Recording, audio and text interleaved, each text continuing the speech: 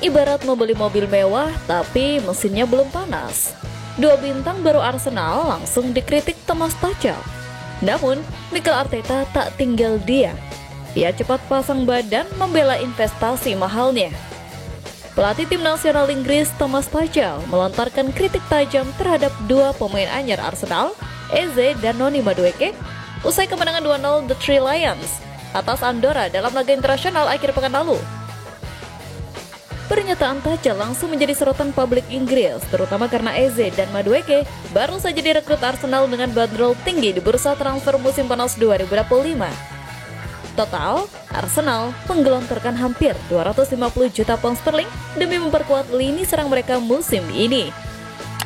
Dalam laga tersebut, Eze bermain sebagai gelandang serang selama 78 menit sebelum ditarik keluar, sedangkan Madueke tampil penuh di posisi sayap kanan. Meski tim menang, Tuchel menilai performa keduanya masih sangat jauh dari ekspektasi. Kami kehilangan momen-momen penting untuk mempercepat permainan. Mungkin Eze tidak dalam performa terbaiknya. Ia sudah berlatih bagus, tapi keputusan akhirnya masih sering keliru. Sementara itu, umpan akhir dari Noni Madueke kurang tajam. Ujar Tuchel dikutip dari Football London. Komentar ini memunculkan tekanan baru bagi Mikel Arteta. Manajer Arsenal kini dituntut untuk segera memaksimalkan potensi dua pemain mahalnya. Namun, yang menarik, Arteta justru terlihat memilih untuk pasang badan membela anak asuhnya. Dalam beberapa kesempatan, ia menyatakan bahwa adaptasi adalah proses yang butuh waktu, dan bahwa Eze maupun Madueke akan menjadi bagian penting proyek jangka panjang Arsenal. Padahal, jika melihat rekam jejak Eze bersinar di Crystal Palace berkat kebebasannya bermain di belakang penyerang atau bergerak dari sisi kiri ke tengah. Sementara itu, skema Arsenal saat ini justru cenderung membatasi ruang eksplorasi seperti itu, terutama dengan kehadiran Calafiori di sektor kiri yang mengandalkan lebar lapangan untuk overlap. Hal serupa terjadi pada Madueke. Saat masih di Chelsea, ia lebih konsisten bermain di kanan. Namun, Arteta beberapa kali mencobanya di sisi kiri, di mana performanya belum maksimal. Kehadiran Eze sendiri mempersempit peluang bermain Madueke sebagai starter reguler, mengingat keduanya beroperasi di area yang cukup beririsan. Kritik dari Tuchel bisa dibaca sebagai peringatan dini bagi Arsenal. Dengan dana besar yang telah digelontorkan, manajemen tentu berharap kontribusi instan. Namun, Arteta tampaknya memilih untuk tidak panik dan tetap memberikan kepercayaan penuh kepada kedua pemainnya, meski performa awal belum menjanjikan. Kini, pertanyaan besarnya, apakah Arteta bisa segera menemukan peran ideal bagi Eze dan Madueke demi menjaga ambisi Arsenal musim ini? Atau, akankah keduanya menjadi simbol kegagalan belanja mahal yang tidak sebanding dengan hasil di lapangan? Setelah Mikel Arteta harus turun tangan membela dua rekrutan barunya, Eze dan Noni Madueke dari kritik tajam Thomas Tuchel, kini sang manajer kembali berada dalam posisi defensif. Kali ini bukan dari pelatih lawan, melainkan dari legenda klub sendiri, Tony Adams, yang secara terbuka meragukan kepemimpinan kapten tim Martin Odegaard. Seperti diketahui, Odegaard menegaskan bahwa dirinya tidak terpengaruh oleh komentar mantan kapten Arsenal Tony Adams yang menyarankan agar ban kapten The Gunners diberikan kepada Declan Rice. Adams, yang pernah membawa Arsenal meraih 4 gelar Liga sebagai kapten, menyampaikan pendapatnya dalam sebuah acara bulan lalu. Ia menyatakan bahwa Rice lebih pantas mengenakan ban kapten karena dianggap akan bermain di setiap laga musim ini dan mampu memimpin tim menuju kesuksesan.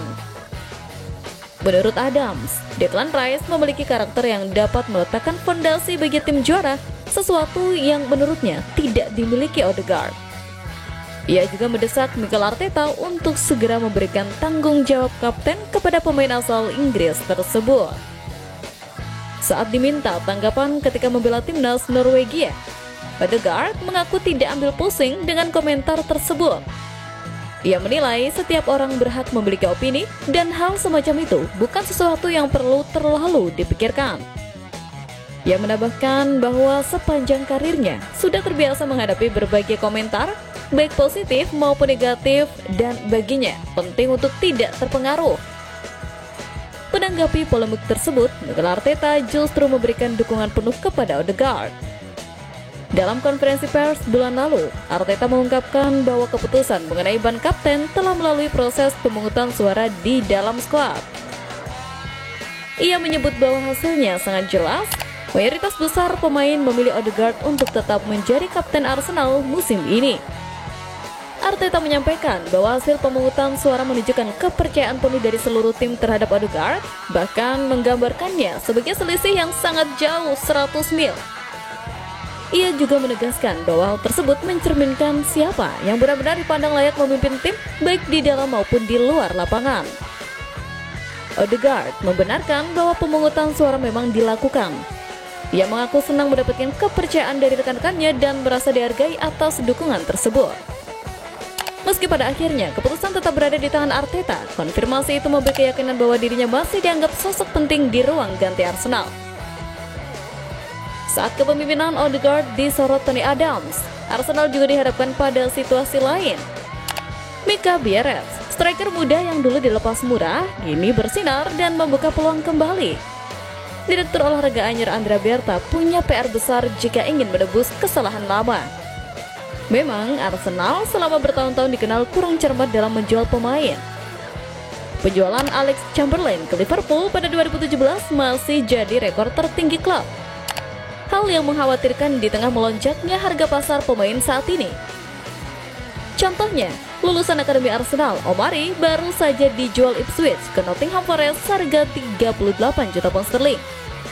Sementara itu, Liverpool bisa melepas Tyler Morton senilai 15 juta pound sterling dan Chelsea mendapatkan 70 juta pound sterling untuk Nicholas Jackson, angka yang membuat fans Arsenal geleng-geleng kepala. Contoh paling nyata kelemahan ini adalah penjualan Mika Biereth. Striker muda Denmark itu dilepas ke Sturm Graz pada Juli 2024 dengan harga hanya 4 juta pound sterling. Namun, performanya langsung melejit. 23 gol dalam 47 laga, lalu pindah ke Monaco Januari 2025 dengan nilai transfer 10,8 juta pound sterling. Di Ligue 1, ia mencetak 13 gol dalam 22 pertandingan. Kini, menurut Chess Football Observatory, nilai pasar Biereth mencapai 71 juta euro atau 61 juta pound sterling, lebih tinggi dari Victor Osimhen dan John Duran. Arsenal pun dinilai membuat kesalahan besar dalam menilai potensi pemainnya sendiri. Meski sudah pindah, Biereth pernah mengungkapkan bahwa kembali ke Arsenal akan jadi sesuatu yang fantastis. Namun, ia menegaskan fokusnya saat ini adalah bersama Sturm Graz. Jika saya terus bermain bagus dan mencetak gol, semoga perubahan bisa datang. Tetapi saat ini saya fokus pada Sturm. Kembali ke Arsenal akan menjadi hal yang fantastis, tetapi itu bukan sesuatu yang saya fokuskan saat ini, ujarnya. Mika kini terikat kontrak di AS Monaco hingga 2030. Jika Arsenal ingin membawanya pulang, mereka harus merogoh kocek jauh lebih dalam. Sebuah ironi pahit dari keputusan menjualnya terlalu cepat dan terlalu murah.